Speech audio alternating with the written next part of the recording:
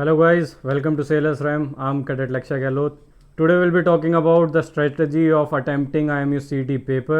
यार बहुत इंपॉर्टेंट है. ऑलमोस्ट यूट्यूब चैनल पे वीडियोस आ गई हैं कि कैसे अटैम्प्ट करना है, पहले क्या करो, पहले क्या ना करो. सबका अपना तरीका होता है, ठीक है. अब मैं अपने एक्सपीरियंस से तुम्हें बता देता हूँ. जनरली जितने भी मैंने अपने साथ टॉपर्स देखे हैं उन सब की यही स्ट्रेटजी थी. तुम भी अगर यही फॉलो करो तो आई बिलीव बड़े आराम से, अगर तुमने अभी तक पढ़ाई कर रखी है तो अराउंड 1000 रैंक तुम बड़े आराम से ला सकते हो. तो यार देखो, बात करी जाए तो साफ साफ कितने, तुम्हें पता ही होगा 200 क्वेश्चंस होते हैं. 200 क्वेश्चंस में से 50 physics, 50 maths, 40 aptitude, 40 English, 20 chemistry, ठीक है. और एप्टीट्यूड में ही जनरली जीके मिक्स कर दी जाती है. अब अगर इन नंबर्स को देखा जाए तो तुम्हें लगेगा कि इतने सारे क्वेश्चंस हैं, 3 घंटे हैं, मतलब 3 आवर्स हैं, वी हैव 180 मिनट्स, 90 डिवाइड कर देते हैं, 100 मार्क्स के लिए 90 मिनट्स दे देते हैं फिजिक्स और मैथ्स को. लेकिन अज्यूम करो कि अगर तुम्हारा इंग्लिश का जो पार्ट है जिसमें 40 क्वेश्चंस है और तुम्हें इंग्लिश अच्छे से आती है और तुम्हारे इंग्लिश ऐसे मान लो 10 मिनट में हो गया, 40 क्वेश्चंस तुमने देखे और 10 और 15 मिनट्स में तुम्हारे हो गए. उसके बाद तुमने एप्टीट्यूड अटैम्प्ट किया. केमिस्ट्री में देखो थ्योरी होती है, कोई न्यूमेरिकल जनरली नहीं आता केमिस्ट्री में, बहुत ईजी होगा, और एक आधा न्यूमेरिकल आ भी गया बहुत जल्दी तुम कर लोगे उसे, ठीक है. अब ये सारी चीज़ें तो तुम जानते हो कि यार तुम्हें 90 मिनट्स इस पार्ट को देने की ज़रूरत नहीं है कि तुम एप्टीट्यूड, इंग्लिश और केमिस्ट्री को 90 मिनट्स दोगे, है ना. मैं मानता हूँ कि जनरली जो भी एवरेज स्टूडेंट होंगे वो बड़े आराम से इस वाले पार्ट को 90 मिनट्स के अंडर अंडर कर देंगे. हम लोग जब पेपर दे के आए थे तब हमारा ऐसे था, मैं अपना बताता हूँ कि 2.5 आवर्स में मेरे 160 क्वेश्चन अटैम्प्ट हो गए थे, वो भी सही सही, ठीक है.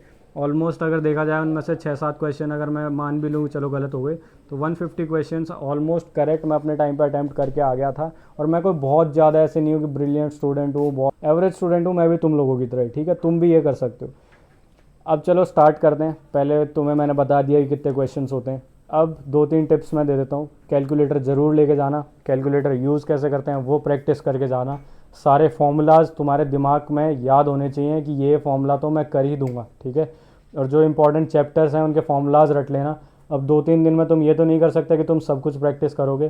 फॉर्मूलाज ज़रूर कर लेना. उनका method of solving, types of question पर चैप्टर, जैसे सपोज करो एक चैप्टर है उसमें 3-4 टाइप के क्वेश्चंस आते हैं बार बार, है ना. उन्हें कैसे सॉल्व करना है, वो जल्दी से जल्दी कैसे हो सकते हैं, उनकी टेक्निक्स और उनके मेथड्स देख लेना, ठीक है. अब प्रैक्टिस करने का टाइम तुम्हारे पास नहीं बचा है, थ्योरी याद कर लेना, थ्योरी कैसे कर सकते हैं. अब चलो अटैम्प्ट करने पे आते हैं. सपोज़ करो तुम एग्जामिनेशन हॉल में गए, तुम बैठे, तुम्हारे पास कैलकुलेटर है, तुमने एवरेज पढ़ाई कर रखी है, अबव एवरेज या एवरेज, ठीक है. स्टार्ट होते ही पेपर, मैं ये नहीं कहूँगा डायरेक्ट चले जाओ फिजिक्स एप्टीट्यूड पे, स्टार्ट होते ही पेपर खोलो, ठीक है. और क्वेश्चन देखना शुरू करो. 10 मिनट में ऐसे कहता हूँ कि तुम्हें दे दो, इतना बहुत लेंथी पेपर नहीं होगा, तुम्हारे पास टाइम बच ही जाएगा.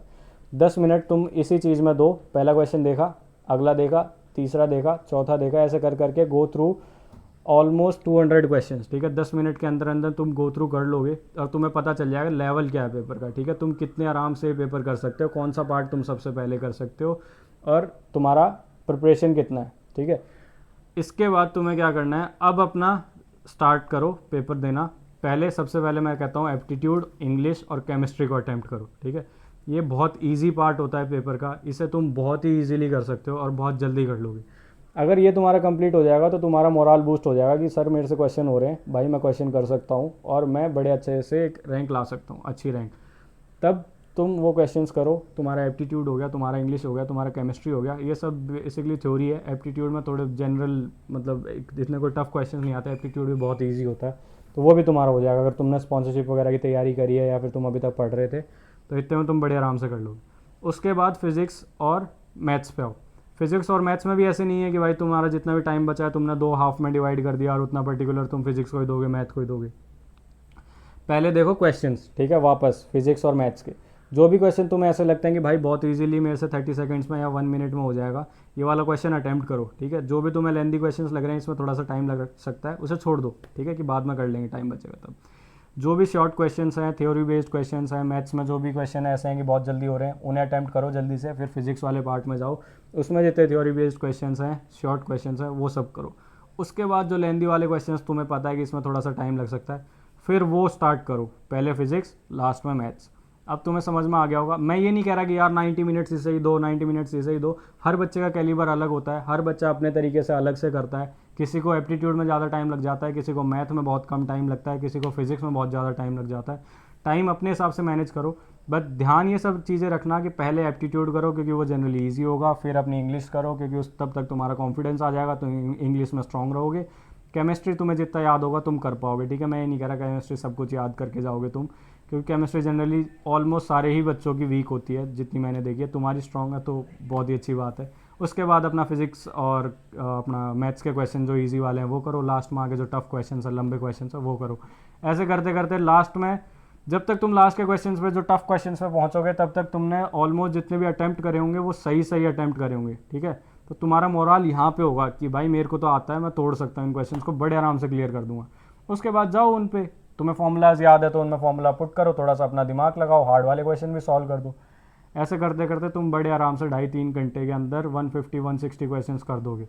एक और चीज़ लास्ट आते आते मैं बता देता हूँ, ये मत सोच के जाओ कि भाई तुमने कहीं पे देख लिया, किसी ने बता दिया कि 120 क्वेश्चन प्लस तुमने कर दिया तो तुम्हारी इतनी रैंक आ जाएगी, 130 प्लस तुमने कर दिया या फिर 90 प्लस कर दिया तो तुम क्वालिफाई हो जाओगे, तुम इस कॉलेज में चले जाओगे। ये सोच अपने दिमाग से भाई बिल्कुल निकाल दो, क्योंकि अगर कंपटीशन बढ़ गया तो तुम क्या करोगे, है ना। अगर उस तुम 120 क्वेश्चन पे तुम हार्ड कंपटीशन आ गया, मान लो 70,000 बच्चे इस बार एग्ज़ाम देने बैठ गए और 120 पे तुम्हारी रैंक जितनी तुमने सोची थी उतनी नहीं आई और तुम कॉलेज नहीं जा पाए, तो ये सोच के जाओ कि जितना तुम्हारा कैलिबर है तुम 100% जितने भी अटैम्प्ट कर सकते हो वो अटैम्प्ट करो सही सही, ठीक है। नेगेटिव मार्किंग के चक्कर में मत पड़ना। अगर तुम्हें दिख रहा है कि तुम क्वालिफाई कर सकते हो, ठीक ठाक रैंक ला सकते हो सही सही आंसर्स देके, तो नेगेटिव मार्किंग के चक्कर में मत पड़ना, तुक्के मत मारना। अब ऐसी हालत है कि यार मेरे को 60-70 क्वेश्चन ही आते हैं तो मैं क्या करूँ, तो फिर भाई मार दो तुक्के, सब में बी भर दो। अगर 60 क्वेश्चन ही तुमसे हो पा रहे हैं, 70 ही हो पा रहे हैं, तो बाकी सब में बी भर दो। बी की सबसे ज़्यादा प्रोबेबिलिटी होती है उसी पे।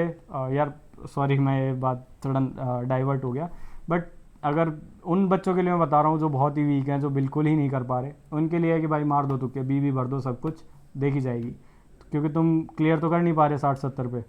वहीं पे अगर देखा जाए जो बच्चे अच्छा कर पा रहे हैं, जो 130, 140, 150, 160 क्वेश्चन तक ढंग से अटैम्प्ट कर पा रहे हैं, वो तुक्के प्लीज़ मत मारना, क्योंकि ये तुम्हारी रैंक को पीछे ले जाएगा।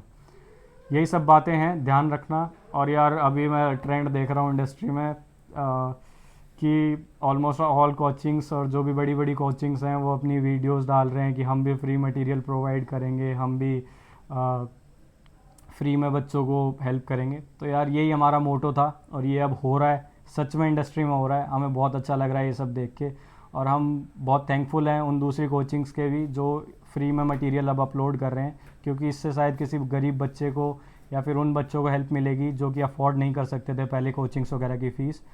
सो गुड लक यार, ध्यान रखना, स्ट्रेस बिल्कुल मत लेना, बड़े आराम से तुम क्लियर कर सकते हो ये सब एग्जामिनेशंस। इनमें कुछ बहुत हार्ड नहीं है, बस खुद पे कॉन्फिडेंस रखो और एग्ज़ाम से लास्ट नाइट ढंग से सो के जाना और रिलैक्स होके जाना, सुबह खा पी के जाना, टेंशन मत लेना। और एग्ज़ाम से पहले किसी उल्टे सीधे बंदे के साथ बैठ के फालतू की बातें मत करना कि बहुत कंपटीशन है, बहुत पेपर आ रहे हैं, ये हो रहा है, वो हो रहा है, इस बार इतने बच्चे इधर पढ़ रहे हैं, उतने उधर पढ़ रहे हैं। उससे कोई फ़र्क नहीं पड़ता। फ़र्क पड़ता है तुम्हारे दिमाग से, तुम्हारी प्रैक्टिस से। बस उसका ध्यान रखना, 1-2 घंटे बैठ के, मतलब टाइम से पहले पहुंच जाना और जाके देखना कि किसकी कितनी फटी हुई है, किसको कितना डर लग रहा है। उससे तुम्हारे अंदर कॉन्फिडेंस बढ़ेगा कि इनकी ये हालत है, मेरे को डर नहीं लग रहा, मैं पढ़ के आया हूँ, ठीक है। और लास्ट में तुम्हें कोई भी स्टडी मटेरियल चाहिए हो, बुक्स चाहिए हो या कुछ भी रिलेटेड टू एनी कंपनी और IME-CET, तुम हमारे टेलीग्राम चैनल को ज्वाइन करके उस पर से देख सकते हो, अपने फॉर्मूलाज रिवाइज कर सकते हो। All done, very well and good luck.